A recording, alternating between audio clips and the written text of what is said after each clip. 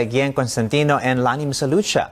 Jessica has also published a book, Disarm Your Limits, and starred in her own documentary entitled Right-Footed. Now she joins us in the studio this morning. Good morning, Jessica. Good morning. It's such a pleasure to have you here. You're such an inspiration to so many people. Thank you so much. Well, you know, before all of that, let's go back to the beginning. Growing up, at what age did you realize that you were different? Oh, it was as early as probably a year old. Yeah. I knew that people reacted to me different, and I picked up on that very early. Okay, and how did that make you feel? It made me feel different, and it made me feel alienated in a way, and it really bothered me because I wanted to be like everyone else. And so I'd ask my mom, why did God make me this way? And I'd always ask her the question and wonder why my siblings, my brother and my sister, they were just like everyone else. I was the only one in my family. Right. Was it the fact that you were different, or did you feel limited when you were younger?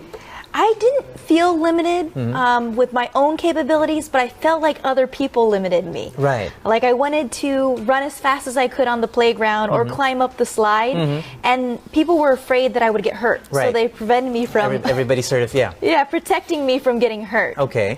You say, you know, growing up at around 14, you decided that you would stop using prosthetic arms.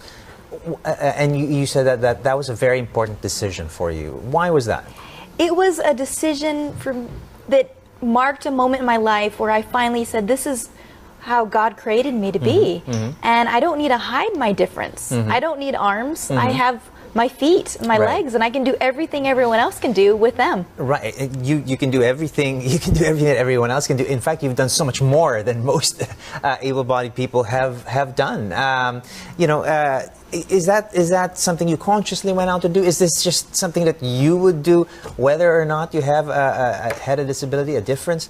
You know, you seem to have achieved so much more than everybody else has. I have been really blessed with so many opportunities, and even as early as I can remember, my mom would put me into tap dance lessons and taekwondo and swimming and everything. And so when I became an adult, I wanted to do these things just because I had this adventurous spirit. I wanted to go out and live life to the fullest. Right. Okay. Well, you know, probably the biggest thing that you've done is you're the first armless pilot, a woman at that. You know, tell us about how you decided to actually, or why you decided to actually go out there and learn to fly. It was actually my greatest fear to fly, and I wanted to conquer that fear of losing contact with the ground. Right. Not necessarily the fear of heights, but losing contact with the ground. And so I decided to try to begin flight training. Right. And I didn't know how people would respond to that.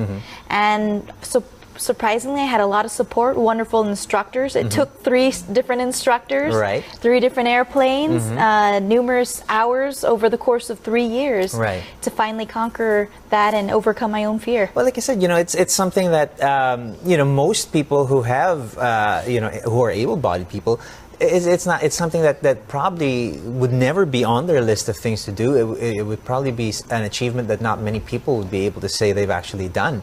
But here you are. You've gone and done it, and you've made it look easy. It's not been easy though, has it? No, it wasn't an easy journey. It was a long process to become a pilot. Right, and everything else you know, that you've achieved in your life has become a huge inspiration for many people out there. How does that make you feel?